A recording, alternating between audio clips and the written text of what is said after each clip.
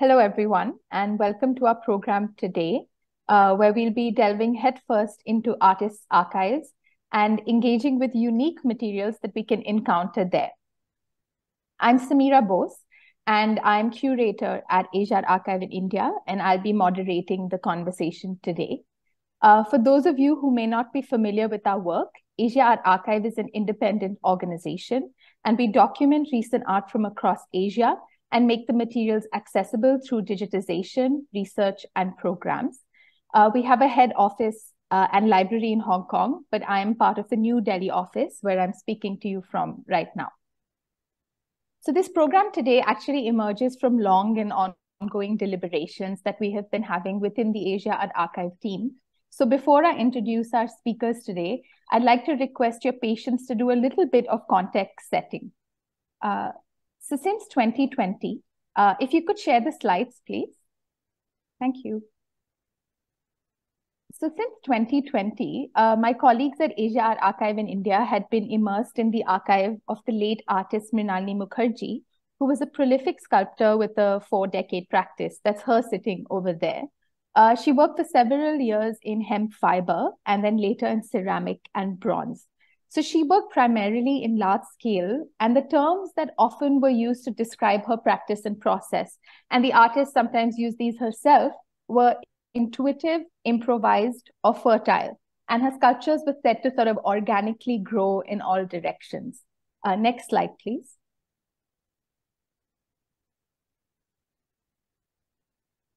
A unique set of documents that confounded this sort of image and impression for us were installation instructions for her massive sculptures that were to be used in her absence. So these were prepared by her then husband and architect, the late Ranjit Singh, on her direction. And here you see that these so-called organic sculptures are measured by the centimeter with extremely precise focus on the angle of the fold. She directed how the viewers were to move around or face the sculpture or how it should be packed. As archival documents, these presented for us a sort of tension to the claims of organicity and intuitiveness and reconfigured the ways in which we consider Mukherjee's practice and the precision of the sculptures themselves. Next slide, please. So you can actually view the instructions for all her fiber works on our website. And actually, these raise several questions and points for us, but I wanted to highlight a few in context for our conversation today. So these instructions reveal the apparatus of, or the apparatus sort of behind this otherwise erratic artwork that are said to sort of induce a sense of awe in the viewers. So did the artists really want viewers to see these? What does it mean for us to circulate these documents as an archive? These documents also capture the artist's voice in the directional sort of sense, and they take on a stronger charge in the posthumous archive. So what does it mean for us in terms of listening to the artist, especially one like Mukherjee, who didn't write very much? Photography is also used to fix the form of the sculpture, which is otherwise, these sculptures that I showed you, which are otherwise very floppy or ephemeral, and use ephemeral materials like hemp. And for us, this really opens up the relationship between photography and between sculpture, which I hope we can also raise further today. And there's also the complication of external contingencies, changing times, environments, especially with the fiber sculptures, they change with humidity. So how much control can actually be asserted for the circulation of these sculptures? Next slide, please. So some of these questions shaped our ongoing exhibition at our library in Hong Kong, which was co-curated by my colleagues Nupur Desai and Pallavi Arora and myself.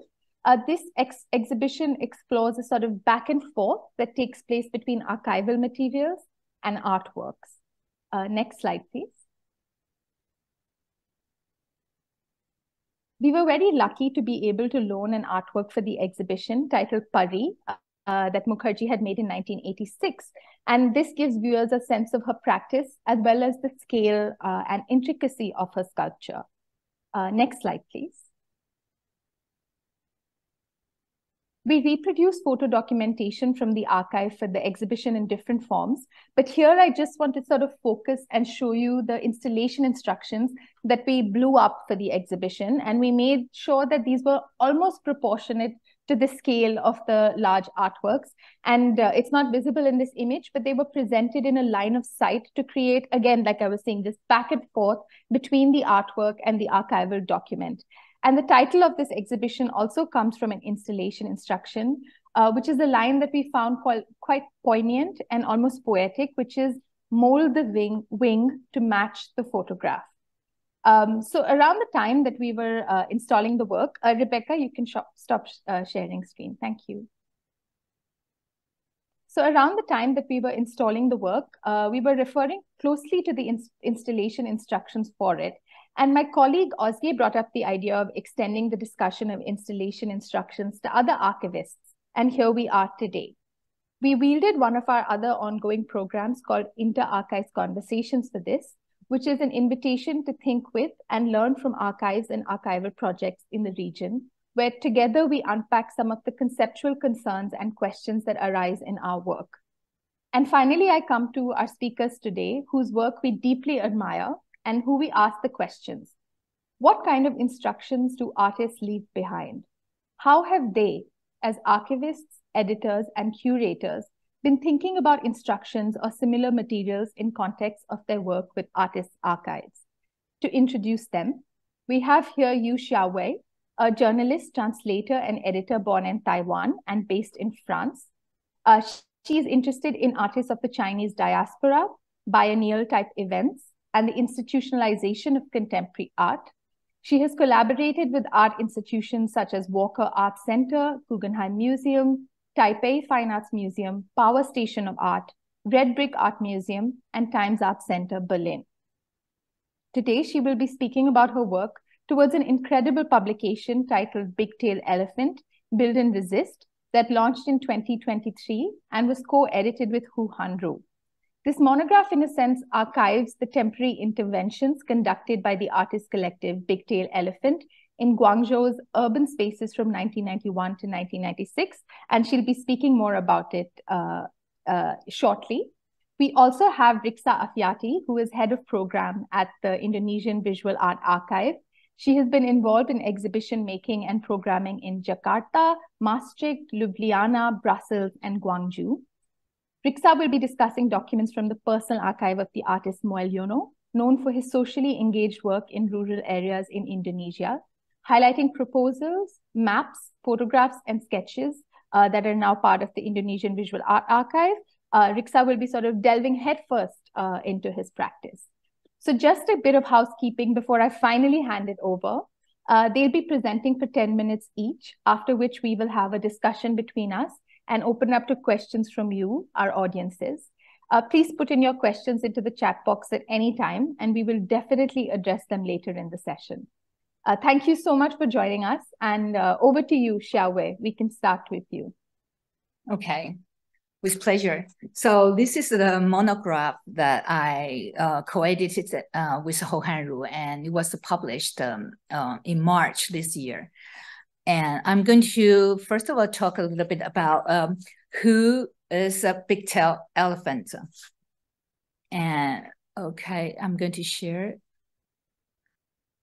So a big-tailed elephant was founded at the end of 1990, first as 3 members, Chen Shaoxiong, Liang Juhui, and Lin Yilin, and joined by Xu Tan in 1992.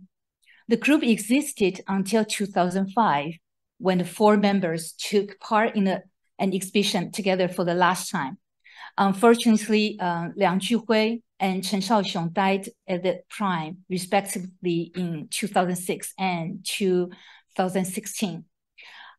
Those 15 years also witnessed the drastic development and transformation of art and society in the Pearl River Delta region, as well as the whole of China.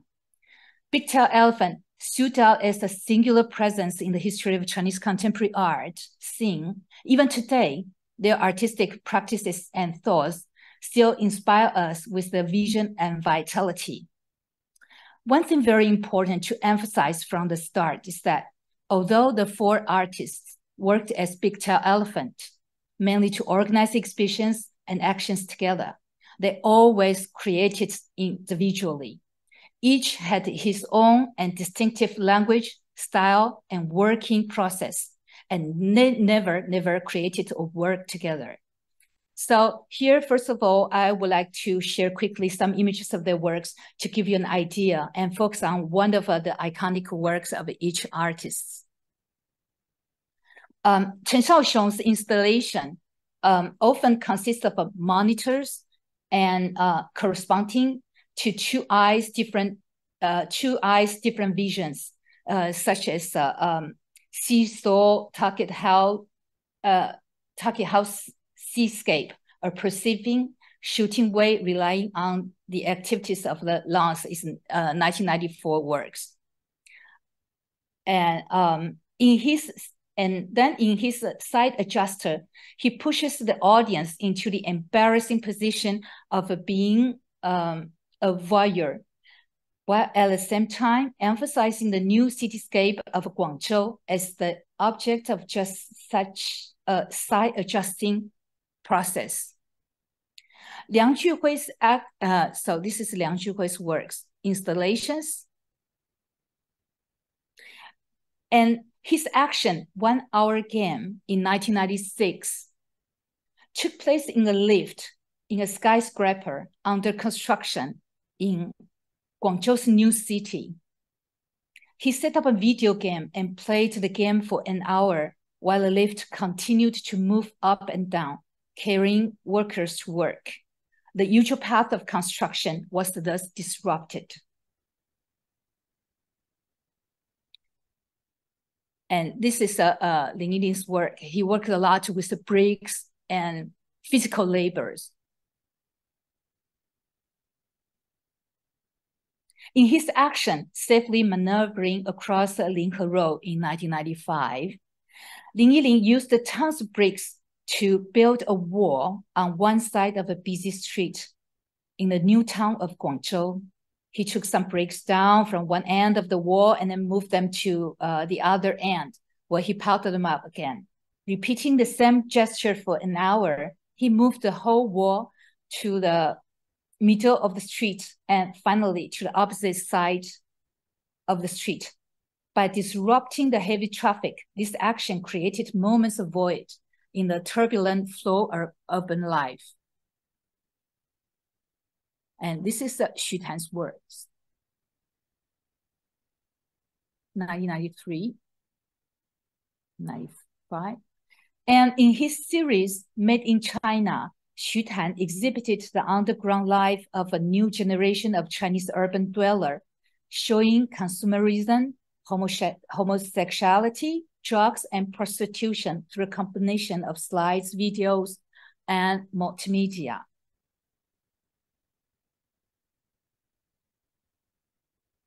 Oh, sorry. At the same time, if they formed a group together, it was also because they shared many affinities, in particular their sharp observation and critical insight of the transformation of a living environment, that is Guangzhou and the Pearl River Delta region, as well as their conviction in the role of art in a changing society. They developed surprising methods in order to intervene in the abruptly shifting urban space. Their signature of actions was, to quote Hou Hanru, almost like guerrillas, installing their work and mounting exhibitions in non-art spaces as diverse as construction sites, streets, bars, and the public transport system. They use a variety of flexible and diverse languages, ranging from installations and performance to multimedia. In every intervention, they emphasize suddenness, temporality, and immateriality, rendering their ideas and approaches relevant in the dazzling, shifting, and ephemeral world of urban explosion. End of the quote. And the idea of this book, Big Tail Elephant, Build and Resist, actually originated in 2016, when curators Hou Hanru and Nikita in Qiancai were working on the exhibition Operating PRD, Big-Tail Elephants, 1 hour, no room, 5 shows at the Guangdong Times Museum. It's the amount of documents, images, and interviews conducted with the artists and key participants in the PRD contemporary art scene grew. The museum and the curators were convinced that instead of an exhibition catalog, they should publish the book in order to present in a comprehensive way the astonishing, independent, artistic thoughts, attitudes, and practice of the 4 members. But then for some reasons, mostly due to the huge workload of the Guangdong Time Museum team with their already extremely busy schedule of exhibitions and programs, the book didn't come through. So when their parallel institution in Berlin, the non-defunct Times Art Center Berlin, took over the project and asked me to co-edit the book with Hou Hanru. It was in 2021. From the start, the richness and diversity of materials in terms of genre, subject matter, and style, as well as their relevance today, convinced us to develop this project into an international production by providing carefully selected first-hand materials, often scattered in hard-to-find publications, and especially their manuscripts and their drawing. And then we both in Chinese and in English translations. That's very important to make it internationally accessible. We even included an article published in a French newspaper, Libération, in 1994. It was the first time that a foreign media outlet reported on Big-Tail Elephant's work. And we translated the article both in Chinese and in English. The 2 members who are still alive, Lin Yiling and Xu Tan, were so excited because they have kept the article in their archive since 1994, but it was only almost 30 years later that finally got the content of the article. And they provided feedback and corrections to the French journalist writing, as well as to some other texts. Some authors, for instance, Hou Hanru and Hans Wuhisch Oprist, also proposed an updated version for consistency for republication. Major editing or corrections are indicated in the footnotes. To maintain consistency in the book, we made some minor changes, which have been approved by the authors. And when there was an existing English translation, we checked that against the original English text and made necessary revisions. In order to ensure the clarity and readability of the written materials, all of the texts are presented in typed form, some with digitalized images of the original documents. All of this is to tell you that while editing this book, we really put a lot of effort and time to try to correct, even because we think archives are important, but there are also errors in the archives. In archives in the sense of all of the published materials. And the book arranged in chronological order, these texts and images guide readers through practice of a big-tailed elephant from the late 1980s through 2005, with a special focus on their respective retrospective in Guangzhou and Beijing in 2016 and 2017. As a group, they organized 5 group shows during their existence from 1991 to 1996, the year when Big-Tailed Elephant held their 5th and final exhibition in China. And the 4 members also started to take part in different projects in China and abroad on their own. Am I talking too long, or can I have 2 minutes? Sure, 2 more minutes. Okay. Then I'm going to show some you have to refer to the books. Now I just want to show that some of the way we do that. In terms of the archives, the subject of today's panel talks is that how do we use artists' text, artists' indications? What we do is that we try,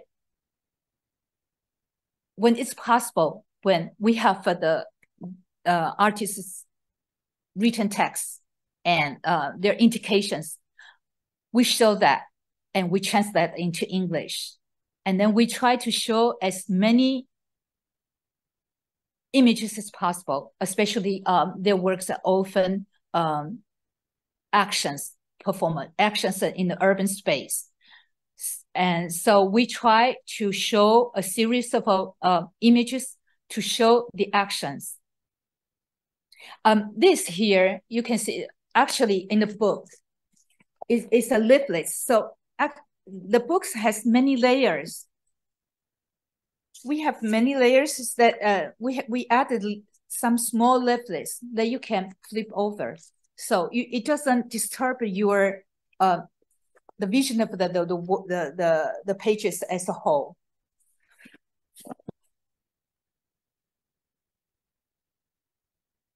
Yeah, so we always try to, and so the artist's manuscripts, the indications, images as from different angles, and then also the articles are like the talks between the artists or the interviews with the published interviews. So we try to, from many different angles, to show the artist's thoughts and their practice. Yeah, okay, thank you. Thank you so much, Hsiaohwei. Actually, that was a very compelling presentation and introduction to Big-tailed elephant's work, and I'm looking forward to unpacking this more later today. Riksa, over to you. Thank you. Thank you to the Asia Archive for the invitation. It has been my pleasure.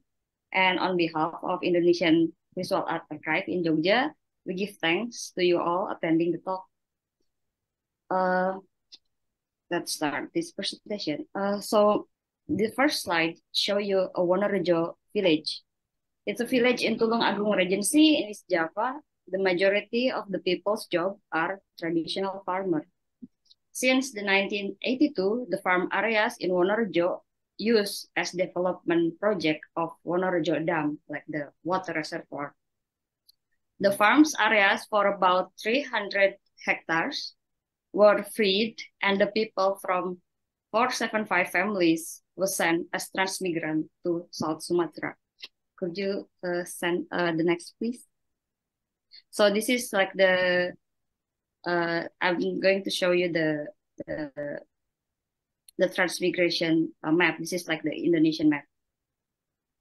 So before I continue, I would like to acknowledge that my encounter with the archive, with Mulyono Archive, is that when I invited by Hypen, a research initiative between 2016 to 2018, I worked together with Grace Ambo, Ratna Mufida, Safiatudina, and Oktalina Puspawardani. It's it. So I'm going to get you the introduction of Mulyono. Mulyono was born in 1957. He is known for his long-term and sustained involvement with communities in remote areas. Its trajectories and mobilization in various communities has always been exposed to the New Order regime structures of oppression and marginalization. He continually worked with Paulo Freire terms of conscientization, meaning that the way in which individual and community develop a critical understanding of their social reality through reflection and action. Next, please. Now his personal archive is stored at IVA On his folder, the documents arranged are the result of his meeting with communities marginalized in Wonorejo due to the construction of the dam. Mulyono archived and encouraged critical reflection on the perspective of citizen rights to land ownership. The document combined mapping showing how citizens struggle against hierarchy of power, modernity that perpetuates development in the name of progress, and how identity, such as houses, traditional art, lands, and fields, are also uprooted and destroyed when the community forced to evict. So as we can see, in this slide, we can see how Mulyono treat the news clipping as evidence and testimony of the people. So this is actually like where the translation work. If like as someone working with the archive, the translation it's always good to show like the intention of the artist. So you can read like the one who I make some kind of like a read. It's like, I actually want to, said one of the farm laborer in Waung village, I actually want to transmigrate, but because I still have parents as my responsibility, it become a burdensome. So in the right clippings, there are some big headline translate to English. Large reservoir are useful, but requires many victims. I'm going to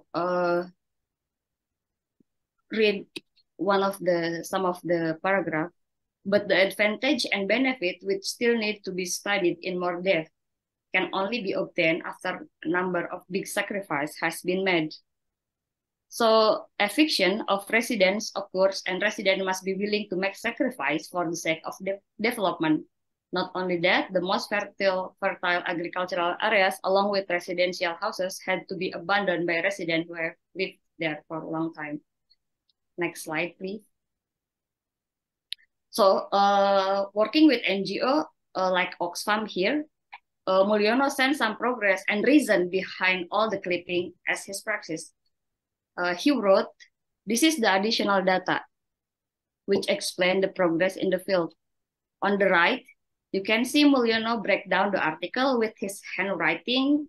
Fungsi means the function in English, and he makes some underlines. I thought he must be looking for some function of the water reservoir on the perspective from the governmental side and the investor. Throughout reading Mulyono archive, it was recognized that the level of compensation, there are some issue of the compensation like monetary and money given to individuals was crucial to their satisfaction.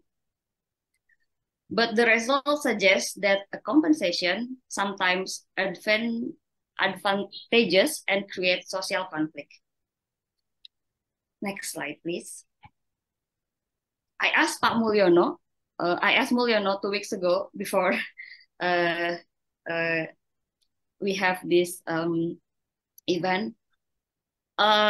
I asked him how he can find and collect some government document. Is it considered classified as confidential? I asked him. Paradoxically, the documents are collected instinctively. So he recalled that it was collected during an Indonesian Independence Day in a fair. So during the fair, there is a development exhibition. So he got the data or the leaflet just by pick them up at the stand. He adds there, they show off the Wonorejo Dam process. There is a leaflet attached to them. The map also was there. So he just picked it up because it's free for everyone to see. He treated the document as something like a visual, an aesthetic, if you like. As an artist, he is also known for his networking or the way he used language and gesture to adapt to one situation. When he was working and observing the Wonorejo Dam, he worked together with a journalist friend. All data on the Wonorejo Dam supported by documents and compiled by journalists. Amongst his journalist friends, Mulyono can access their data. The data has a complete documentation. Then he was also introduced to the public relation officer from the construction department, which his house is actually neighbor. It's close to where Mulyono lives, in the east of Mulyono's village. So this person hobbies is taking photograph. He also actually support Mulyono with the data. So it is from the result of social relation that the data is obtained, the data is collected. Next, please. So this is from the proposal that we collect. This should tell us what the physical work is, what the theme is, and to give a sense of the scale of the exhibition. Mulyono's ideas, concept, or experience communicate through the body of work. This, his inspiration, guided or drawn by the people experience, testimony, memory, pain, anger, resistance, and resilience. The choice of medium or process contribute to this work by counting the monument. I deliberately choose not to show Mulyono's drawing on his mapping in the villages because it's too eerie for me. It shows where people evicted, scattered to certain areas with the names and also with the homes, far away from their neighbor, people they used to know. It's kind of like a grassroots counter mapping, different than the mapping from the government that show us how the map contains ideas, people identities that intertwine between artistry and network. The map show once used to call a communities that occupy certain spaces and narratives about what happened, where it happened, how it happened, and who was involved. Next slide, please. In 1994, he held an exhibition, Reflection of the Environment. With the help of his activist friends, they built an installation of a water tunnel made of wooden planks based on construction of a dam in Wonorejo. With some ruins of resident houses, an object of the local community traditional art called Jaranan Buto hanging on the wall. It's not shown on this slide. Mulyono invited the audience to imagine the consequence of forced displacement in the name of development. The exhibition gives a room for empathy for the audience, and for the people who receive unfair payment, relocation, the lost sense of community, the culture, also the culture rooted in the previous places. Next slide.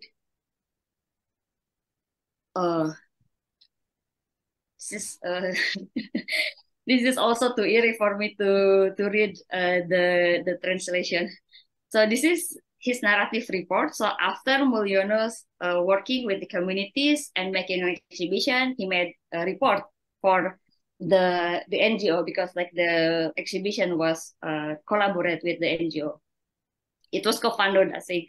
So in this narrative report, he clearly stated that the development plan sort of appropriate by using a vernacular Javanese theological and sociological and ecological awareness that humans and the universe are the unity of divine essence.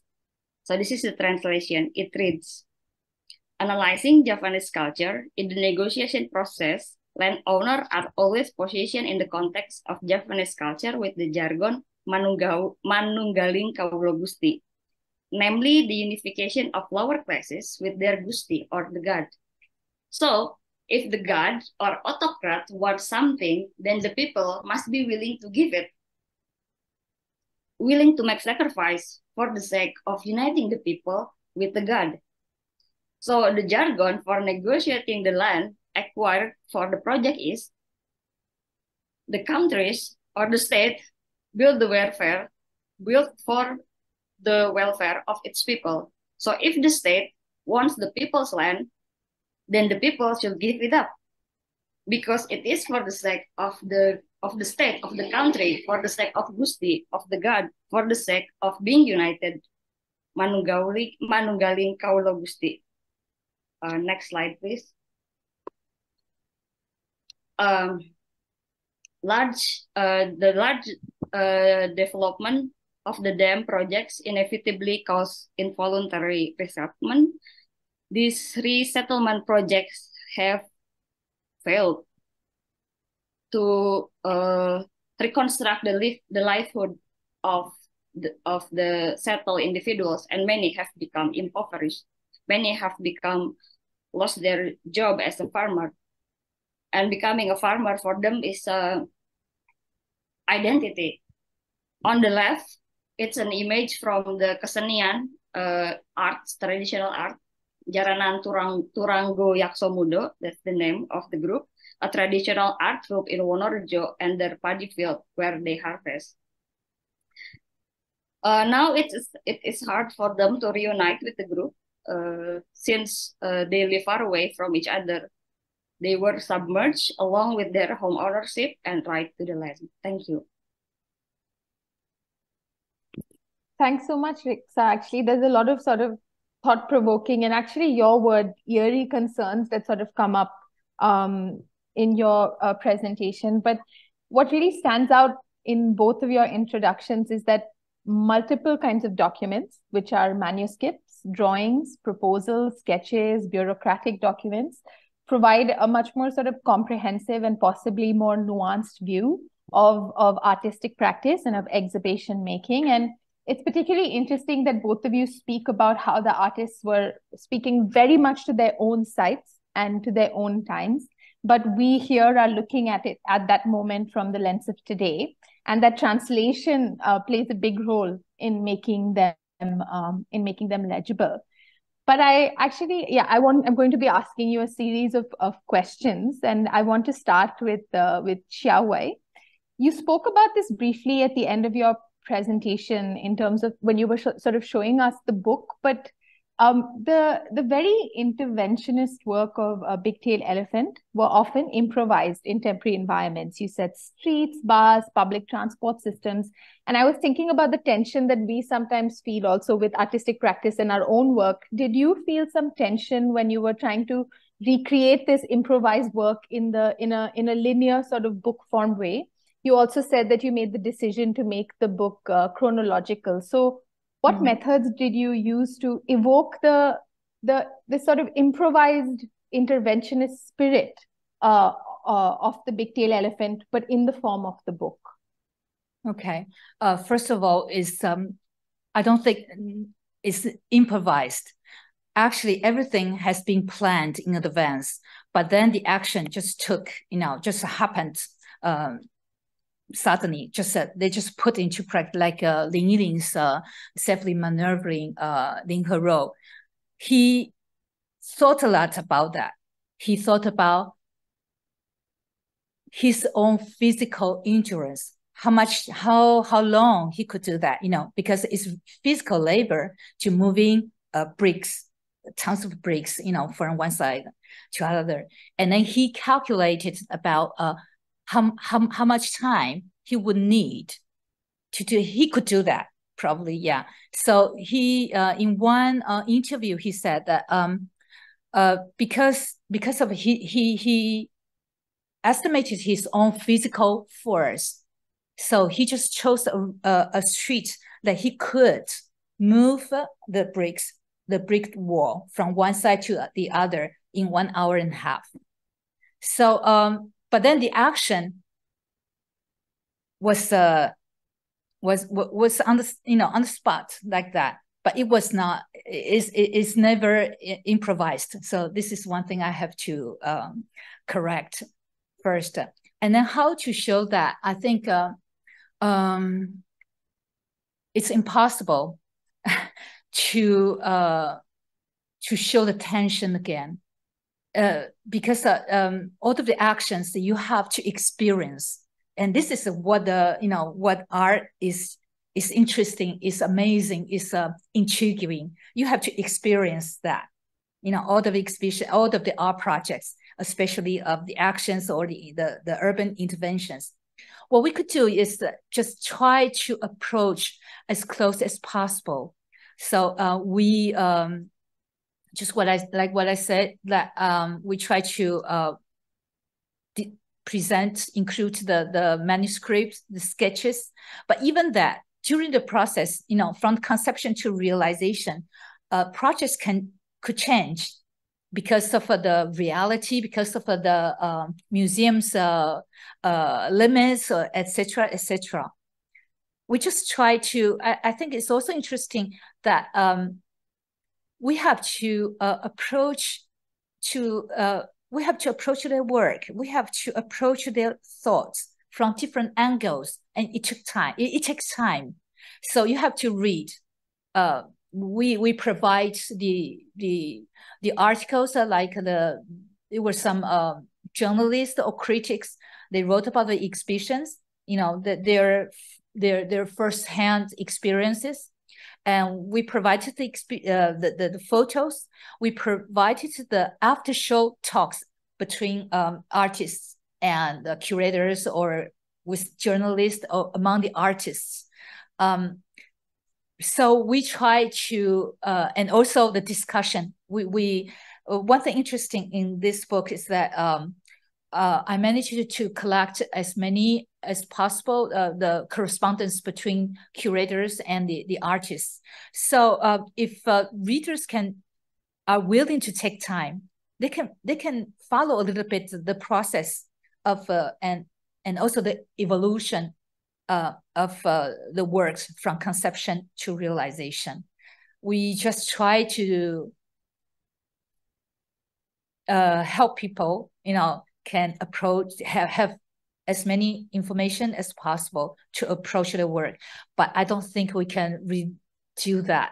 And for instance, in exhibitions, you can recreate, you can by, with videos, but a book is not a video.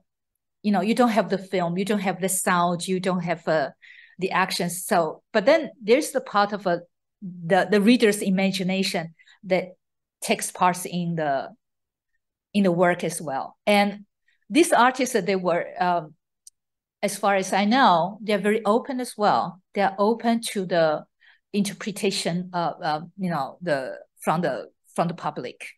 So yeah, it just add one layer to the meaning of the work. Thank you. I really do appreciate how you're speaking about the way that the book is and the multiple kinds of documents that are there that readers can follow the process through their imagination. And the word that you use that actually hasn't come up with us is this idea of estimations, because we have been sort of positing on the one hand the idea of improvising, which is not necessarily actually the case. There's a lot of planning that goes into that, and the idea of precision. But this idea of estimation is actually quite interesting, because the artist is estimating that this should sort of fit, this should sort of work, but it's never exactly the way it was, and that there's flexibility involved. So actually our discussion sort of, in our conversation with you, you also expanded a little bit how we were thinking about instructions. And actually, that brings me to Riksa. The last time we had spoken, when we sort of approached you and asked you about instructions, you said that you were interested in stretching the idea of instructions, because it's fascinating that in Moiliono's archive, we don't only find instructions by him, but by the NGOs or government bodies that he was sort of engaging with. So I was wondering if you could speak a little bit more about that. So looking at through Moiliono's archive, actually the ideas of instruction, the way at the end when he made the artwork, when he created the artwork, it's actually the instruction is based on the construction of the dam. So it's kind of like playful. It's kind of like a playful word, like between instructions and the construction. Looking back to the archive, this instruction, that's why I proposed the ideas of stretching the instructions, is because when I see the folder contains of the process of his work, and the process of his work is actually collecting some data by, there are some folder who has a notes, like handwriting notes, when he met several people from the village. It's kind of like a transcription when you interview people, and it also show you where he conduct the interview and what was the weather that day. Is it rain? Is it wet? So it's kind of like give you like the impression of like you kind of like entering a scene, like when Mulyono talking with the people. And also the other folder, as I show you, is like the clippings from the newspaper. First, because of course, like his friend, like he connected with some journalist friend when where he can get the data and collecting all the documents. But also because from the newspaper, that's the way how the development or like the plan of the government become democratic. So people as a public can see what happened behind the development. Of course, some of the newspaper not showing you what's happened beyond that. Like there are some, but also in some of the newspaper show you the resistance or the resilience of the people. So it's actually looking at Mulyono's archive. Oftentimes it gives you the ideas also positionality as an archivist, as a curator, or as an artist, or people who want to research Mulyonos, because like when the data is just a data, if you don't, I mean like if the data is just like a bunch of data, put it in the folder, it's just like a collecting document. But when you see the collecting document and you can try to comprehend contextually what is the context behind these people, there are some kind of like, I'm not going to romanticize make some kind of like romance between a bunch of archive like stored in like in the very dark spaces. No, but then there are some kind of like intuitive, like Mulyono said when he collecting the data. It's very intuitive. He went to the fair when during the Independence Day, and he collect all the data from the exhibition stand. So it's like I was just like curious, like in between collecting and in between interviewing people and also like reading like very comprehensive, like in a very holistic way to see like the map, like the data, and also when he approached the people, what they feel when they were affected. What does it feel not to have a time to reunite with your art, traditional art, because like they were a group of people. So when these people force affected, they need to spread out, and they cannot even like, I mean, it was back then there were no Zoom or like messages, like you cannot just like texting, sending messages. But then could you imagine like how these people spread out?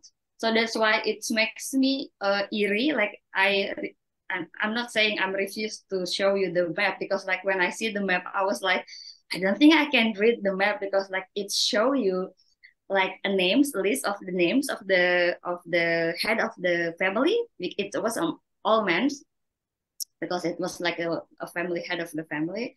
It was all men, like the names of people, the persons, and the location of the dam and the river, and how the people spread out in between those villages.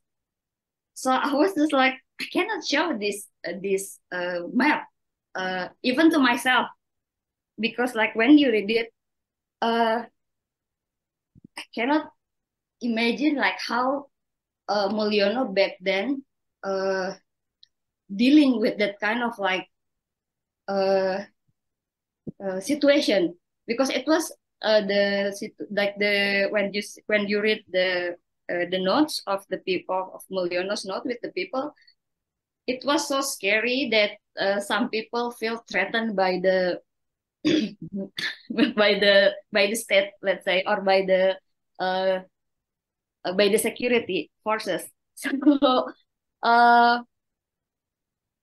yeah, and then it's also so interesting when he kind of like mocking the monuments of the dam, the construction of the dam, by actually showing the dam in the gallery and with the projects of 1994. What does it mean? And then in the several photograph, it show there's kind of like a people houses, like a ruin of people houses, and some of the traditional art hanging on the wall. So it show you like the ideas of the development plan, and also the people got scattered. People are helpless. So I hope it's I hope it answer your curiosities.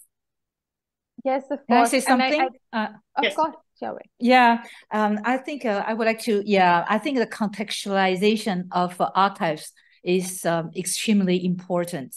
Otherwise, it would just be, sparse, scattered documents, just a pile of documents. So when editing this book, to help readers understand the historical background, each section of the book starts with a brief introduction that provides contextual explanations. But as an editor, I also told myself I should be as objective as possible. I should provide information. I am not the author. I mean, I want to provide the selected archives. So what I did is that to do as many interviews as possible. And I think if the readers are interested, they can really, from the interviews of the artists, from their statements, they can find the traces of some tensions about some changes. For instance, Lin Yiling mentioned in one of the interviews as well. He said that for one project in an art fair, it's the first art fair in Guangzhou in 1992. He made an installation, and for the first time, he inserted money, the bills in the among the bricks. But then he just noticed that the public, they paid money, they paid the entrance into the fair, and they stole the money from the bricks, from the brick wall, and they got him. So he was excited about the result. He didn't expect that, and that I think inspired him later to in the action. He started inserting more money, and then even throw monies into the public. But all of this, the book doesn't tell you like this way. The artist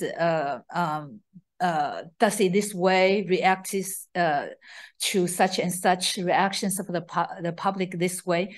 You have to find really the traces, and then to make up your own map or your understanding yourself.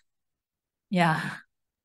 Sure. I think actually this idea of contextualization is really important. And I mean, Riksa, you were also speaking that you have been talking to Moel, a lot in person. And Xiaowei, you could only meet some of the members of the collective. And also you've also been speaking to a lot of others that have been sort of involved with a Big Tail Elephant. So actually, I'm very curious about how your conversations have been with the artist directly, and thinking about the artist's intention and what they are speaking. I mean, for Riksa, it would be about sort of building an archive and digitizing an archive. And for Xiaowei, it's a very difficult task of making a book. So I'm curious about your conversations with the artists, and how much do you sort of listen to them and actually sort of listen in some sense to their instructions? And on the other hand, how much do you sort of take it in the direction that you feel is important for the context sort of today?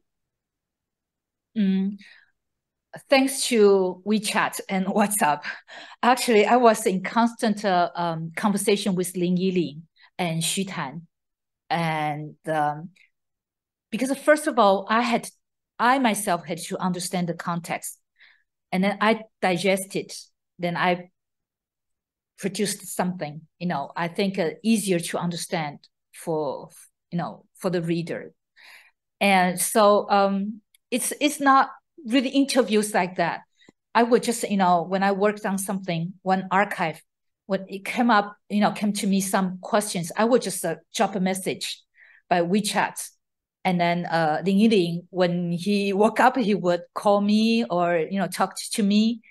And so it's so many times. I mean, for 1.5 years, we were in constant conversation. And so it's just this all of the small chats, small conversations that they made up the book. And also for others with because most of the time people just know that, they had an exhibition in Bern in 1997, 98. But then how come the Swiss curator got to know them? So I just try to chase. It's just like kind of like detective. I want to know how it happened. So then I found out that the artist, the Swiss, the Chinese artist living in Switzerland, Luo Mingjun, who took the curator on a trip, research trip to China, and then I called I got the phone number of the curator, called him, and then to talk to him. Yeah, just that I think I just try to know why this exhibition, how an exhibition, happened, and like even actions, they did some actions just for the journalist photo shots, because a German magazine, a journalist that came to China to shoot. They want to shoot some artists, so their work just happened like that, because they didn't keep any works, because their works were installations, and then dismantled that afterwards, or actions. So they conceived new works just for the shots, for the photo shots. And that's interesting. I didn't know that before, but because I wanted to know, I needed to give the context. So I asked them, and they told me, and then just, little by little, I learned about the whole story. Yeah. And what about you, Riksa? I mean, I'm quite affected by this term, like a detective, and also being the chance to actually constantly communicate with the artist, because the example that I showed you earlier, Mrinalini Mukherjee, she passed away in 2015. So for us, there was a lot of speculation. Of course, there's a lot of sort of her artist friends and members from the field that we could speak to, but we were constantly trying to sort of access her through the archive. And but Riksa, I mean, you get to speak to and I'm just wondering how that's affected how you were building the archive and certain choices that you've made, and also sort of the way that you're sort of looking at, say, for example, the grassroots map that he built of the community. Yeah. The conversation always starts with Mulyono. It's like, how do you do it? Because like it always been my curiosity how Mulyono's not only collecting but also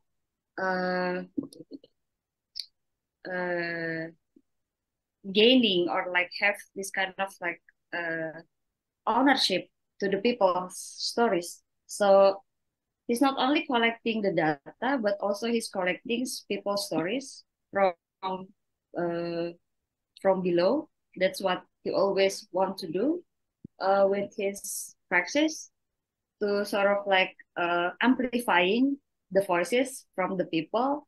So then when a researcher or like an archivist or a curator like us reading all the works, is like, should we also do what Mulyonos does, like to amplify, to again amplifying the voices of the people, or should we also amplifying the roles of the artist itself. There are several approaches to that, of course. But when we talk with Mulyonos, Mulyonos always position himself as the one who speak with the people, not for the people, or it's like representing the people. So he doesn't want to do that. There's also my learning of talking with Mulyono is, okay, so we are in the same position to each other. There are no hierarchy.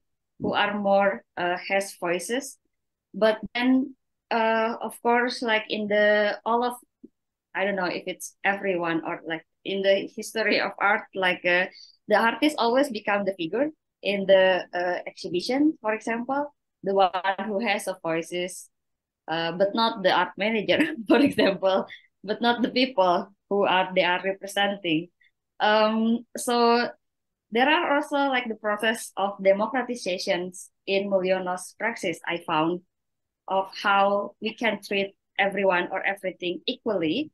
But then one thing for sure is about positionality, or like, I'm not going to say it's like moral compasses or like ideologically, like either you are leftist or like a Marxist, or maybe you are like far right.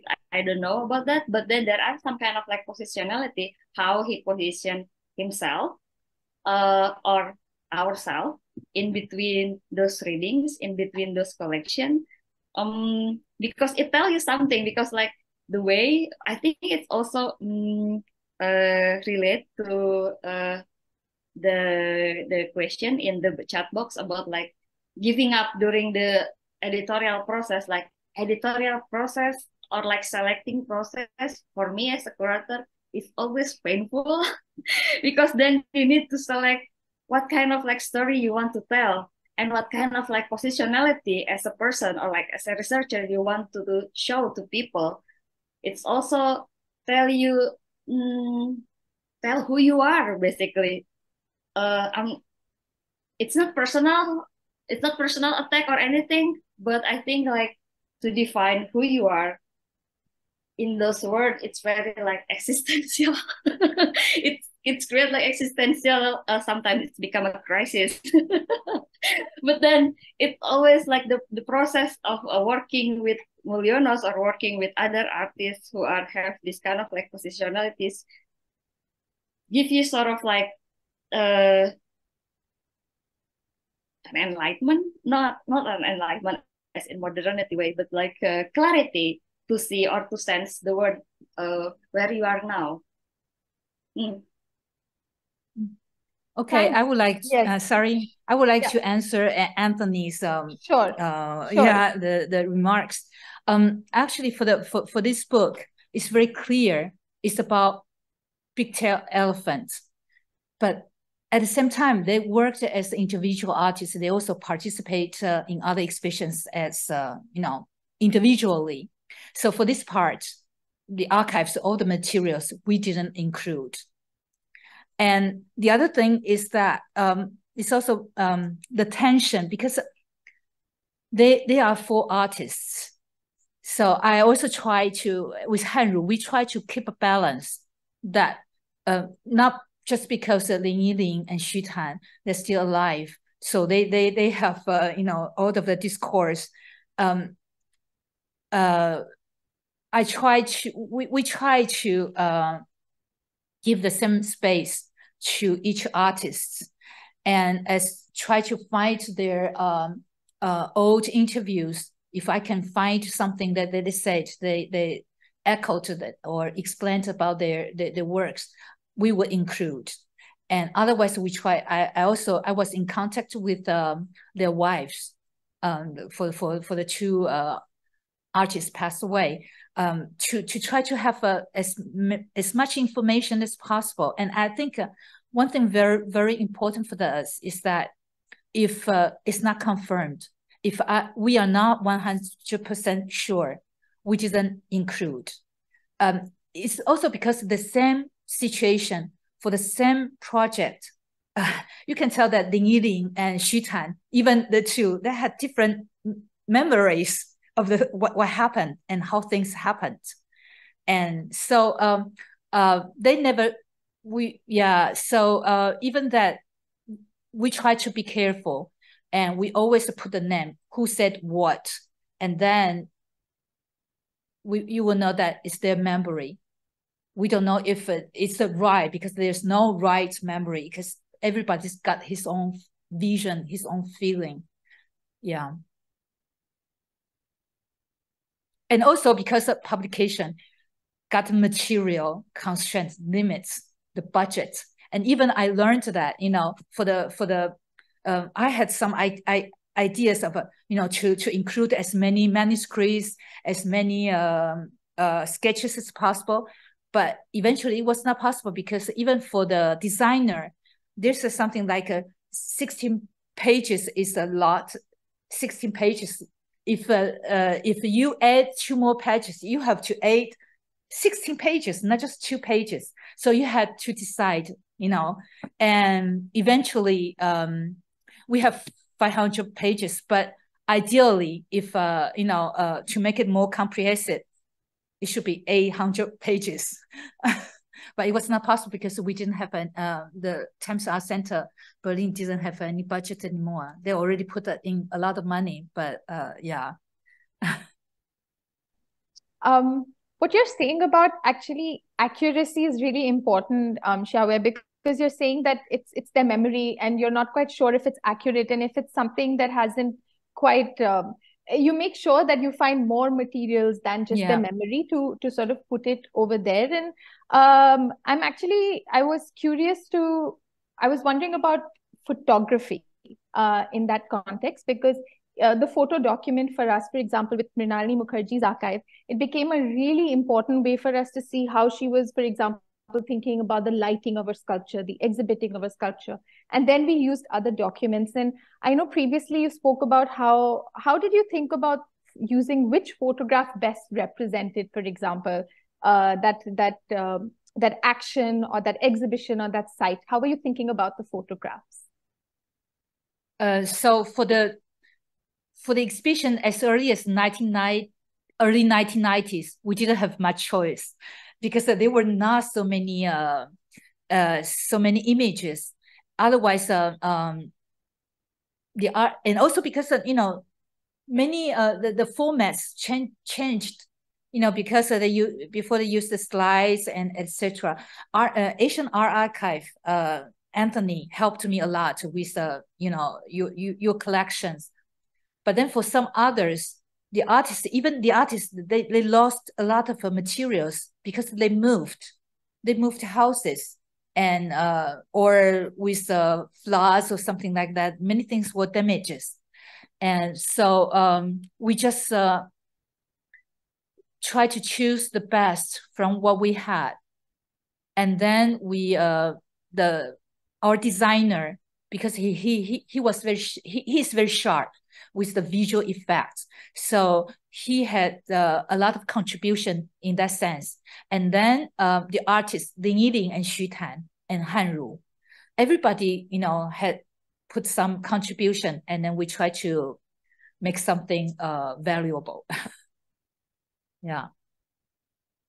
And actually connected to that, Riksa, I wanted to ask you about photography, in the sense that the exhibition that you were speaking about of Moel Yono, where he was trying to evoke empathy in the viewers or the audience. And you've also been talking about how he was, for example, writing about the interviews and conversations, and he was evoking the weather. He would be really trying to give a sense of the atmosphere of that conversation. But I'm wondering for you, when you're looking at those documents, and especially at the photographs, were you able to get a sense of how it was constructed? And I'm just thinking whether photography was able to sort of provide some sort of way of a more accurate representation, or actually it was the other documents. And what did Moel Yono himself sort of say is the most accurate, in some ways, representation of that exhibition of his?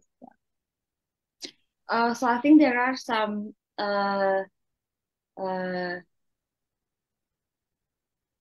connection between the notes, the clippings, and the photograph.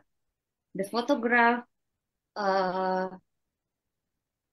roles on this Mulyono's archive is to become an evidence. Because of the photograph, I didn't show a lot of photograph in the slide, but there are some photographs who show you like a family of a farmer in front of their car. I think they're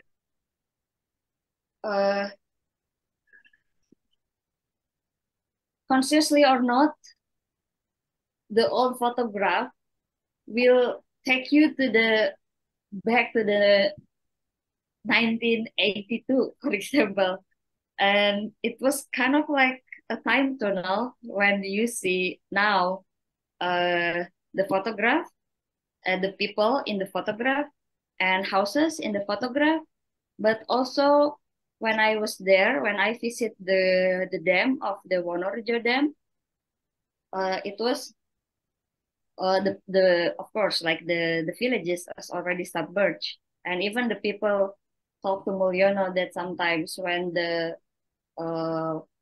have the low tide, they can see a little bit of their rooftop, for example, like how sad it is like to see now, like if I don't know if the people knows that they are being photographed, like the land are being photographed, or their activity during harvesting are being photographed by Mulyonos. But when Mulyonos, I think Mulyono is very conscious of the tools of the cameras and also the pens, for example, or like the typewriting, because like there is also like a writing in the notes. Yeah, I think like when the artist is very conscious about the tools, then he really use the tools as a source of like evidence, but also like the photographs actually when you read all the text, so there are text and images. When you see the text, the photograph can also be not only become evidence, but also it can become like illustration. So when I read Mulyono's "The weather are wet," and there are some kind of like wet soils in between his shoes, so and I see like the paddy field and also the road in the villages, I can feel it. Of course, there will be wet soils in your shoes when rains come. So I think there is some kind of like how to say it. Yeah, it's kind of like illustration. It's kind of like a book in itself, because like you read and then you see the images and it become like one. I mean like to each other, like talking to each other between the text and the images. I guess that's exactly sort of what Hsiaohwei and the publication is, which is that there'll be photographs and then there'll be sort of other kinds of documents, and those were sort of illustrating some of the points that were being made, or some of the archives that were being evoked in Pigtail Elephant. Is there something you want to add, Hsiaohwei? No. There's a question that I've got anonymously in chat. It says, please could you expand a little more on the point you made at the beginning of the talk about the role of an archive in sharing materials that were never made public during an artist's lifetime, such as these installation instructions, and whether they would have wanted this part of their artistic practice to be revealed. I guess this question is coming actually to me, but after I respond, I'm going to extend it to both of you.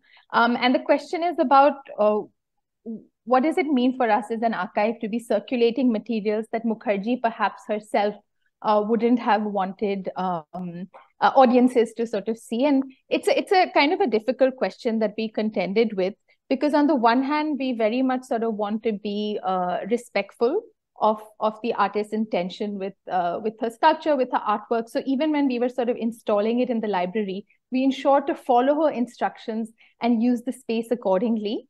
But at the same time, our intention with artists who have been practicing in the public domain is to also sort of circulate documents around the artwork so that they have a life and an afterlife beyond, say, what the artist would have intended or what the artist would have controlled, and so that there can be sort of other people speaking about that practice and about that process. So actually, we think that circulating these archival materials are an invitation to think more deeply and in a more nuanced way about this artist's practice.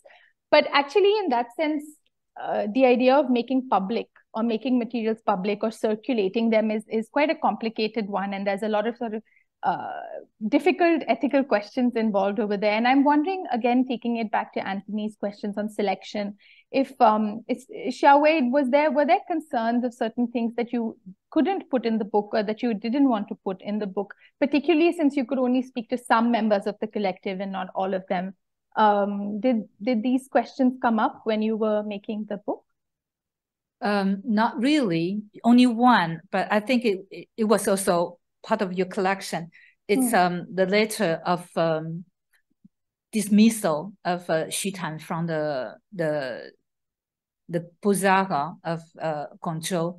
He was a teacher, but because he went abroad often to participate in exhibitions, so he was away. He was too often absent, and so he was kind of dismissed. And so we were, but also because of the context, some people said that it was because of his political, the political signification of his works.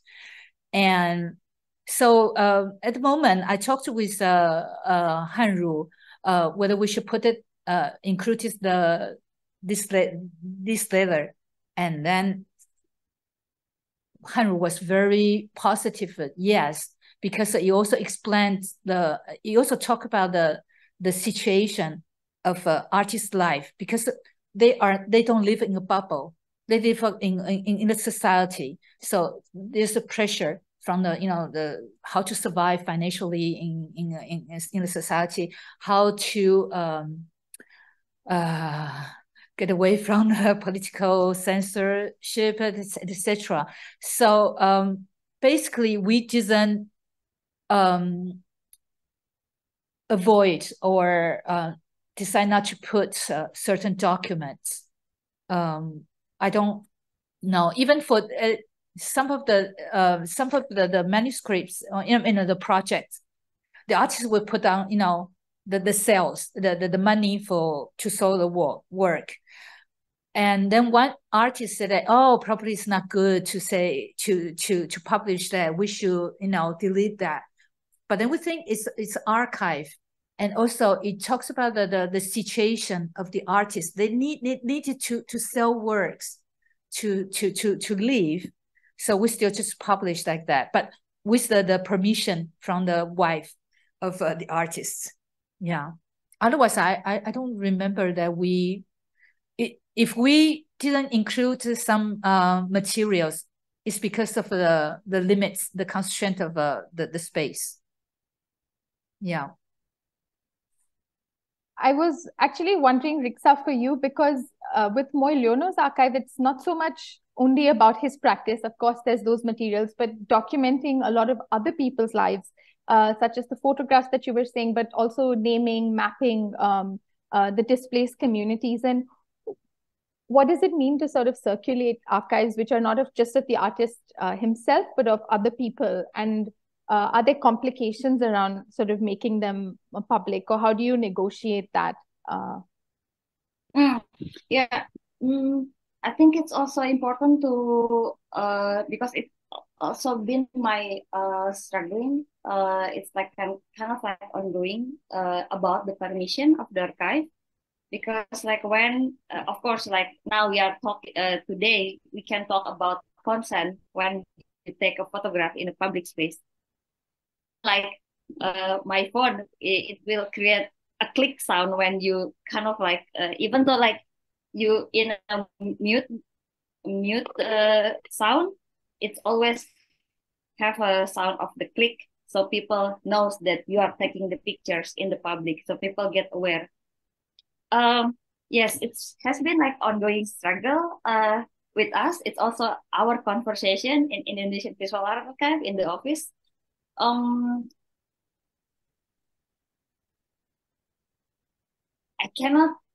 I think like we give like very certain answer to that, because it's always the discussion like how we circulate the, let's say, private like photograph, like the photograph of the people that I show you. Of course, I show a lot of, not like two of the person. It's also I also ask myself when I show this photograph, is the people on the photos are aware that Mulyono take this photograph, or are they have a conscience, or we cannot, of course, like we cannot forecasting, but there is like back then maybe they don't know that the photograph will be published, will be viewed in the AAA talk. So that's why I also creating that sort of kind of like a doubt to myself, like a question to myself, how to show this photograph. And I also talked to Mulyonos about like before we had this meeting, I asked to Mulyono, is it okay to show a government map, for example, because like I'm curious like how he got the map, because like my understanding to the government document, it's always classified. It's always like confidential. So I asked the Mulyono, but when Mulyono said, no, it's okay. It was on the public fair, so everyone can get the publication. But with all the data that I have, that we have now in EVA, I think it's always a good discussion to start with the artists to create sort of like a situation, how to situate the archive today, and also like how to situate the action 20 years ago. I think there has been like a lot of discussion in between 80s to now, like how we create a consent, for example, or how you can take a photograph in the public space. It's also been a discussion in between like the street photographers, for example. That kind of like what Hsiaohwei mentioned about like we don't live in a bubble. That's exactly what it is like also, but the ideas of like translating the context in the 80s to now, there is some kind of like it's very adventurous to translate from the 80s to now. There has been like a lot of development or progress in the art itself, the discussion, even like the role of archive, or the role of an artist, or the role of an artist with working with the communities as Mulyonos.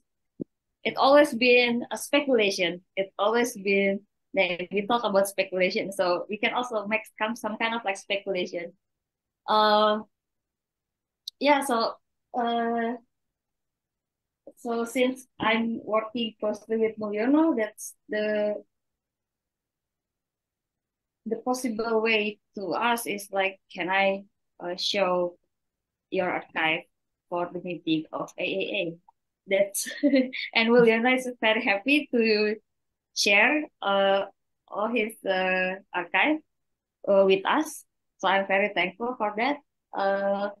But also maybe it's also create sort of like a transparency. Can we also discuss about that? That there are no secret. I don't know if it's considered secret behind how he worked, for example. But I don't know. Like some people are also like very much um, uh, close or not like open with their archive, for example. So we don't know also like about like the ideas of how to see archive like as a tools to democratize the practice of art in in our context. Yeah, thanks, Riksa. I think you've actually given us a topic for our next inter-archives conversations, because it's a whole new sort of gamma to explore, thinking about transparency and making public. But actually, I'm aware of the time. And we only have, I think, a minute or two left. So I was just wondering if you have sort of any points. Hsiaohwei, did anything come up that you'd like to add or say? Or I think then perhaps we'd have to wrap up for today. No, not really. Anything to add, Riksa? Or No, okay. thank you. Okay, thank you so much. Just one thing. Yeah. I think if there are, or we should tell artists, try to collect as much as possible the documents on their works. Yeah, because it's just with these 4 artists, I can see like Lin Yilin systematically, he will collect everything, and it was so useful. And then, but some artists, their attitudes were just well, they did it, and then they do something, and then they just it's okay. But with the time, probably 10 years later, we couldn't find anything except some images on the press, in newspapers or magazines. But that doesn't necessarily tell the truth. Yeah, so if you're artist, or try to collect as much as possible. Yes, yeah. I think that's a very good note to conclude on, with Hsiaohwei's instruction to artists to please collect and keep your documents. So we started off the session from the installation instruction and actually moved on to several sort of other documents in the archive, such as proposals that we brought up today. And we also thought about what it means to look at site-specific or time-specific documents from the present, and also the gaps between what might be proposed or instructed and what is eventually produced or exhibited. And also the difference between sort of building an archive and the form of a book. So I'm really thankful to the 2 speakers today for their invigorating and patient contributions and reflections. So thank you so much, Hsiaohwei and Riksa. I really hope we can have more conversations in the future. For those of you in Hong Kong, please do visit our exhibition, Mold the Wing to Match the Photograph, which is on view till 29th February. The curatorial team will be hosting regular walkthroughs as well as programs. So please keep a lookout on our website and social media for that. And finally, I'm very thankful to my colleagues for supporting the session today, to Ozge, who really co-conceptualized the program, to Anthony for his suggestions, to Rebecca, Ruby, and Diana for their technical support. I hope you all have a nice rest of day or evening or night, depending on where you are. Thank you so much. And bye-bye. Bye.